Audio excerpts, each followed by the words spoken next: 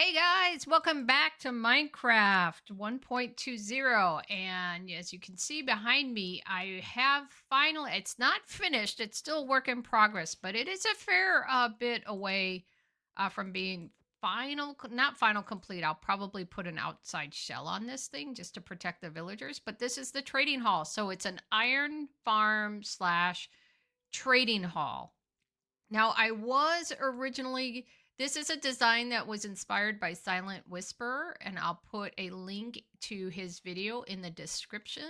And I was going to turn it into an auto farm as well, but I don't think I'm going to do that. I think I'm going to leave it the way it is because I don't think I need an auto farm, to tell you the truth. Next up is we're going to zombify these villagers, which means that I can get those farmers down there probably trading, I don't know, a terribly cheap amount of food for emeralds. So at this point, I'm not really sure if I need an auto farm. If I do need an auto farm, I'll just go ahead and I'll make them over by the base. So I'm going to pop down and I will walk you through. So actually, if you can see behind me, I actually did start to put down some moss carpet. I have a problem and I don't know what's causing it because I went around and I padded. If you can see below me, I padded all the blocks inside the iron farm and I padded the blocks around the iron farm. But for some reason, I'm still getting iron golems spawning on the ground, and that's not supposed to happen according to all of the tutorials. The iron golems are supposed to spawn up where all the beds are, and there are no beds down below. So I still have a little bit of a problem of iron golems still spawning on the ground. So to solve that, I'm trying to put mossy carpet all the way around, so that's a work in progress. But what we can do is I can walk you through the farm, and I'll show you the kind of trades that we have so far. So as you can see behind me, we do have a fair amount of trades going on here. It was, as you saw in the footage in the beginning, it was a pretty long process to get all of these villagers in here and to get them all, especially the librarians, to roll their trades. So, but let me show you what we have here and I'll kind of give you an idea of what we still need. So here we go. So we do have, as far as the farmers, we do have a carrot, a potato, and a beetroot farmer. I don't think I'm going to have a wheat farmer. I really don't see a need for the wheat. I'm probably going to use most of my wheat to breed cows anyway. I do have at least one farmer who trades in golden carrots, which is typically my food of choice. I am eating beef right now, cooked beef right now, because I have so many cows and I needed the leather to trade all the books with the librarians.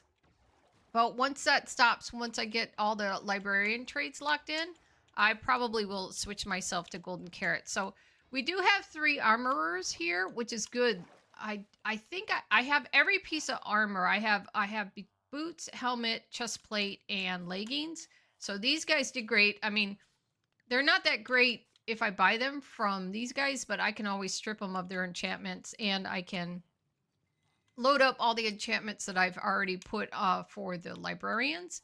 The good news is I don't have to spend diamonds on armor anymore. Yay. Over here, I've got a weaponsmith. He'll give me a sword, and I have two toolsmiths, and I get a shovel and I get a pickaxe. But the only problem is I don't yet have a way to get a diamond hoe from a toolsmith. I may make another toolsmith to try to roll a diamond hoe. I probably will do that because I don't really want to spend diamonds on anything. But for the moment, if I want a diamond hoe, I'd have to make it myself. So not a big deal. I think I still have 6 diamonds from a mining operation, but this is our original. This is the OG. This was our mending guy that we got on our very first roll. But since then, you can see I have a line of librarians all the way down this row. And then if we come around the back side, these are going to be spaces for additional traders here. I am going to keep this spot open here, kind of like a garage opening, and the same on the other side, so it's symmetrical. I have a couple more spots, 3 more spots on this side for additional traders. And then over here, I've got 3 more librarians. So Of all of the librarians that I have, the only things I still don't have yet are Power, Punch, Fire Aspect, and Silk Touch. And the very last guy that I rolled, which was a very difficult roll, this took me forever to get a protection 4. I don't know what it was. I got just about everything but protection 4. So, but just so you guys know, I'm not sure what the villager update trading update was supposed to have accomplished, but I literally have rolled just these are all plains villagers. They were all bred here on the plains, and I have rolled the librarians and gotten just about every trade that I've wanted. I've gotten um thorns, I got sharpness, I got looting, feather falling, efficiency, we did get flame. I got respiration, aqua affinity. You guys saw that I have mending. I can't remember if I said unbreaking, but I literally, and then of course protection 4. So I literally have gotten every single trade that I wanted, all the essential ones anyway, from Plains Villagers. So I'm not really sure what that update is all about because at the moment, of course, at the time that this video is released, because I just rolled this protection 4 guy maybe like a day ago. So at the time that this video is going to be released, I can't tell you what the effects are of that villager upgrade and that nerfing, but so far, I mean, if you guys are planning on making a trading haul, I would do it now because these trade rolls are still working. And then I have my original, he's the OG Fletcher, and then I did make a mage so I can, this mage is great because you can get redstone and lapis from him, and then the ender pearls. So you guys know from the last video, I think I showed him off because I wanted him for the ender pearls, but I don't have to go mining anymore for lapis or redstone dust anymore. The only thing that I now need is gold because I am going to now zombify everybody. Yay! So next up, stick with me. We've got to capture a zombie. We've got to name him, and I have a name tag ready to go. And then I'll set up a system, and I'll show you what that system is, but we have to zombify everybody, and then we'll cure everybody. So stick around. It's going to be fun.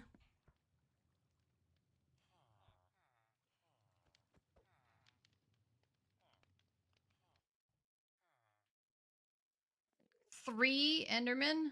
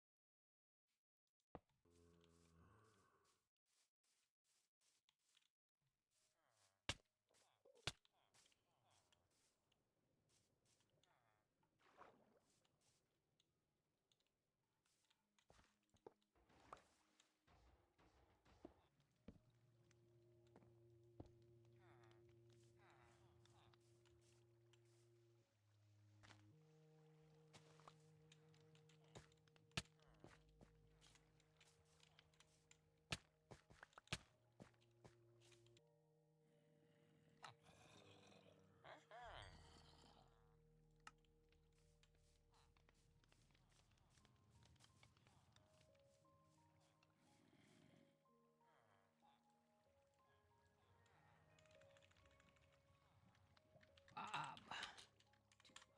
Bob the second.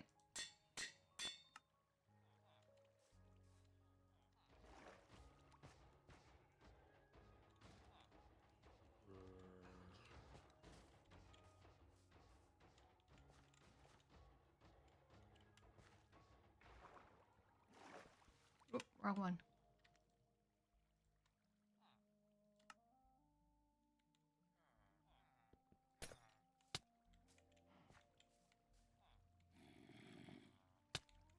Bob the second.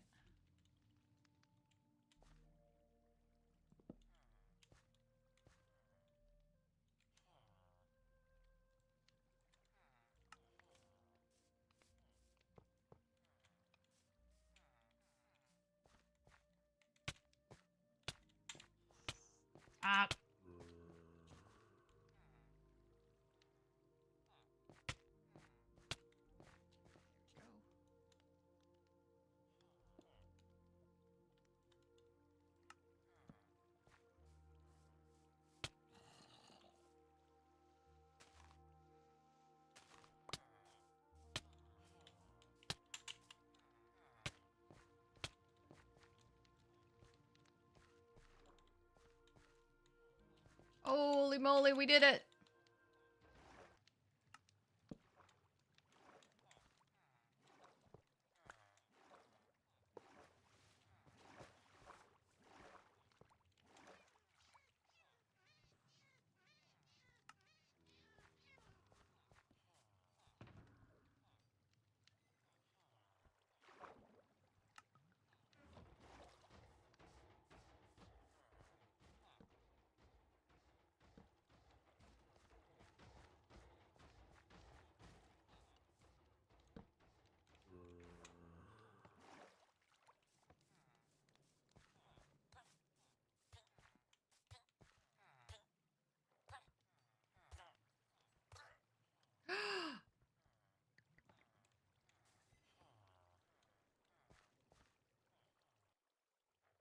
All right, welcome back. So, just to give you a status update, we captured a zombie. We started zombifying some of the villagers. We ended up being able to successfully zombify the Fletcher, the mage, and 2 of our farmers. Unfortunately, when we went to zombify the 3rd farmer, he died. I thought maybe it was just a glitch, so I think we ended up trying a couple of more times. We bred a new farmer, tried to zombify him, he died, and so I did reach out to the realm owner, ScarletRain, and found out that the realm is on standard mode, and I think that's why the farmer kept dying. So I've since reached out to her. She has put it back on hard mode, so we're going to go ahead and continue to zombify the villagers. Unfortunately, I only have enough golden apples to zombify each of them once. Eventually, I'd like to get more golden apples to zombify them over and over again until we can get really wicked trades especially from the trading the vegetables with the farmers to get emeralds, and then trading the books from the librarians. The other thing too is you see behind me the zombie that I've captured. That is actually Joe number 3. And Joe number 1 died because I forgot that zombies burn up in the daylight, and I didn't capture Joe number 1 and put him under the roof fast enough before he ended up succumbing to the sunlight. Joe number 2 died because as I was trying to zombify the 3rd farmer and he was getting killed, the golems were still spawning in this area, and a golem happened to spawn in after the zombie killed the farmer, and the golem killed Joe number 2. So this is Joe number 3. And the other thing that I've done is I have noticed a decrease in golems spawning in this area. And I think what happened was when I was laying the carpet down on top of the pad grass block, and when I did that, I think it just simply made the block the same height as a normal block, and so that was allowing the golems to spawn even on the carpet, because I didn't think that mobs could spawn on carpet. So what I have since done is I have actually gone back, and so anywhere where there's carpet, I have gone and dug up the dirt block and I put it back. So now it's the regular height, that normal height of a normal dirt block. And then I'll put carpet on top of that. And then that makes it higher than a normal block. So I'm hoping that that reduces the number of golems that have been spawning over here so I can keep zombifying the villagers. I will finish off this area. I'll dig it all up and I'll replace it with regular dirt blocks, and then I'll carpet it just to keep the golems from spawning here. It seems to be working because I have noticed a very it's a very noticeable reduction on golems spawning in this area, because they were spawning in and jump scaring me. So now that we've kind of gotten that tackled, we've gotten the mode of the realm changed back to hard mode, we'll go ahead and continue with zombifying our villagers.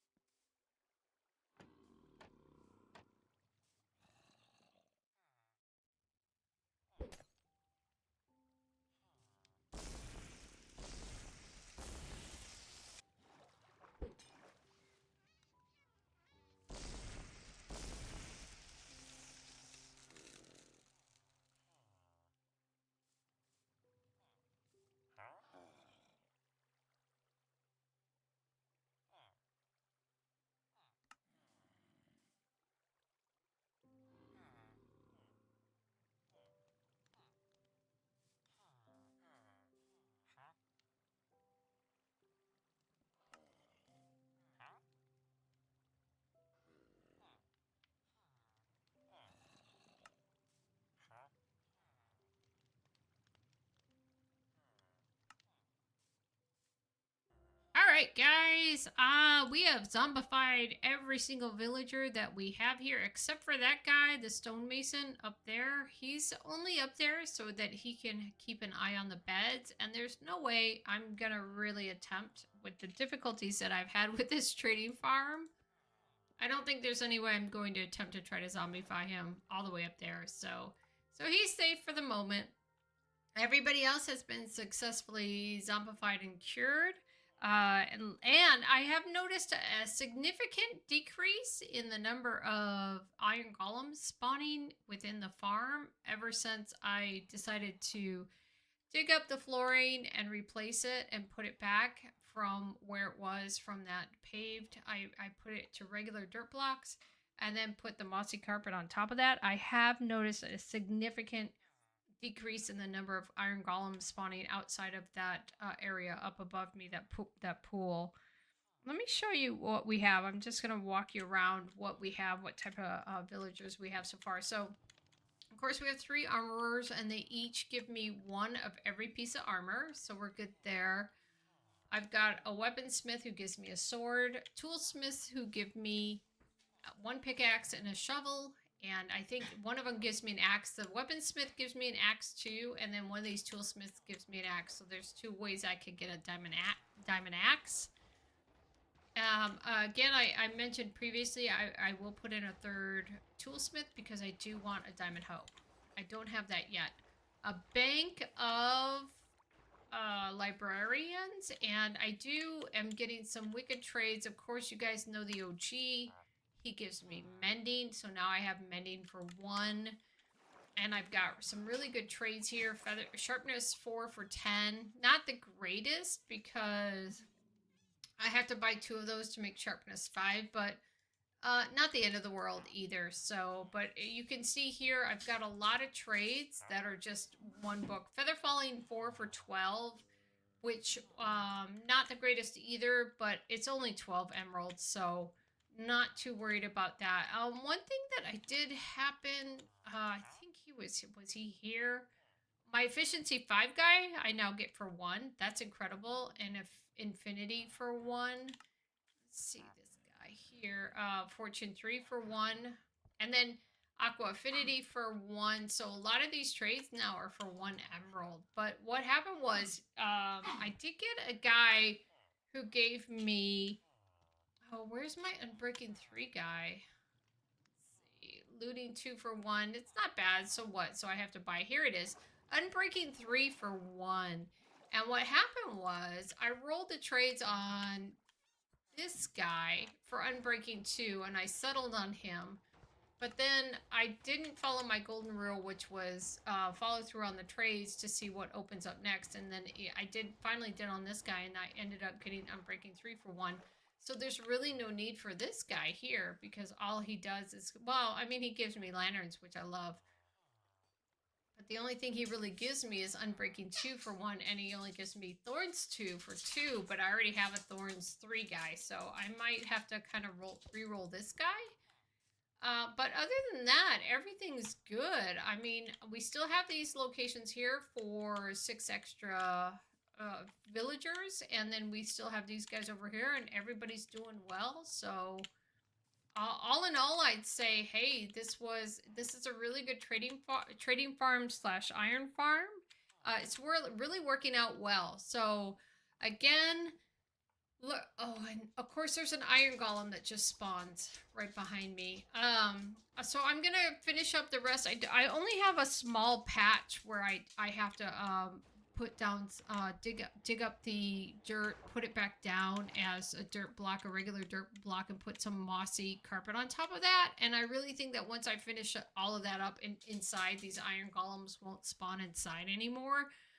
But other than that, I still have my, oh, he's going to see my zombie, isn't he? He's going to kill him. Watch this. He's going to, oh, he's not seeing my zombie. Okay. So maybe I'm going to kill him real quick. The golem, not the zombie. And, but other than that, it's solid. So we've got a solid iron farm. We've got a solid trading farm combo, and everything's going great. So again, like I said, I don't know what the updates were as far as how villagers now trade, but these guys have given me all the trades that I've wanted. So we're all set. Everything's looking good. So I would say I would chalk this one down as a success. If you enjoy this content, please leave a like and don't forget to subscribe, and we'll see you in the next episode. See me later.